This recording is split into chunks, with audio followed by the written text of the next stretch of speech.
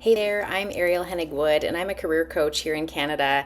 And if you're in the middle of a job search, you might find yourself wondering, should I be talking to recruiters, or should I be leaning into my network, or should I just be applying online? And the answer is dependent on what type of job search you're doing and which strategy makes the most sense for you and your specific situation. So today I'm going to be sharing a real client story that might change the way you approach your job search, and I'm going to be giving you tips on which strategy will make the most sense for you. Let's talk about when to use a recruiter. Recruiters can be really powerful allies in the right situations. They work best for roles and industries that already rely heavily on recruitment firms, for example, engineering or finance or oil and gas or IT positions or executive leadership roles. So for niche kind of positions where it's harder to find candidates, or for more senior level roles. So when you have specialized in-demand skills and relevant experience and you're applying to a niche market or a more senior role, that can be the right strategy for you. But here's the thing.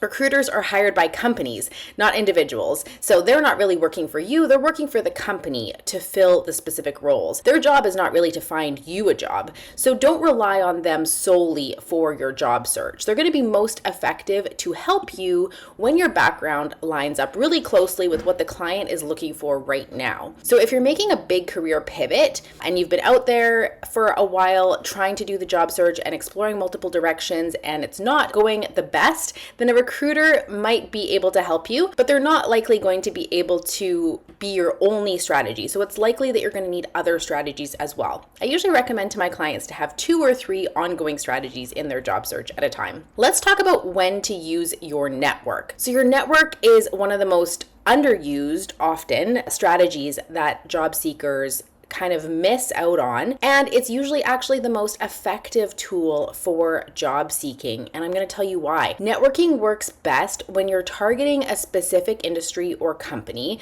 and when you're able to clearly communicate your value and the kind of role you're seeking. So it doesn't work great when you say things like, do you know anyone who's hiring someone like me? Or do you know anyone who's looking for an engineer or a manager? Those kind of vague statements typically won't land you into your ideal work like you're looking for. But if you say, I am the type of professional who helps companies to do X by using my skills of X, and you're able to tell them, the person that you're speaking with, what type of industry company you're looking for and really what type of job title and the type of value that you're going to bring, and you're able to give that level of specificity when you're networking, then that's likely to potentially create some leads or some opportunities that you can then follow up on. When you're looking for those hidden opportunities, those roles that haven't yet been posted, your network is going to be where you're going to find those types of roles.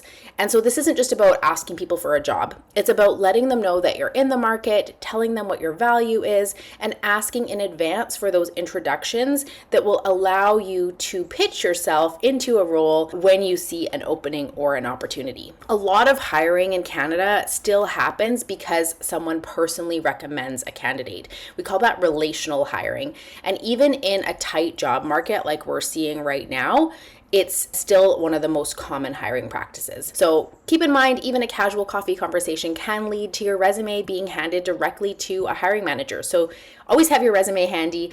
Don't forget to ask your network what it is that you're looking for, or ask them for opportunities, tell them what you're looking for, and be clear on your value proposition so that people can specifically recommend you for specific opportunities, not just keep an eye out for open jobs, right? Let's talk next about when do we apply in person. So in-person applications aren't really as common as they used to be honest, but in the right context, they can actually be a game changer. Here's a great example. I just worked with a client who had been out of the workforce for a couple years due to some health issues, and she was applying for customer-facing roles. And we knew that her resume alone wasn't going to help her stand out in today's tough job market because she had a gap on her resume. She was a little bit older, more seasoned, let's call her, as an employee, and she didn't have a ton of extra unique skills to make her stand out. So I encouraged her to apply online, but I also encouraged her to go in person and talk to the hiring managers where she wanted to work. I said, introduce yourself, let them see your personality, show them why you're going to be a great fit, tell them why you want to work in this job. And here's what happened. This week she messaged me and said, and I quote, I used all your advice and you were absolutely right about getting in front of them so that my personality could show. I got a great job and and I couldn't have done it without your excellent coaching. You're very good at what you do, she said, and I appreciate you very much. So in-person can work really well for customer service roles, for hospitality roles, for those retail and client-facing type positions where it's really about being the face or the voice of a company, and showing your personality in those situations can be really helpful. It's a good idea to apply in person for smaller companies without complex online hiring systems and local companies that don't have remote-based HR teams. Situations, again, where personality, enthusiasm, and first impressions are a huge factor in the hiring decision itself. So here's the takeaway. Use recruiters when your skills match their active mandates and when you're applying to more senior level positions or more niche level positions, or when recruitment is common in that industry. Use your network to uncover hidden opportunities and get warm introductions and help practice pitching yourself and your value proposition.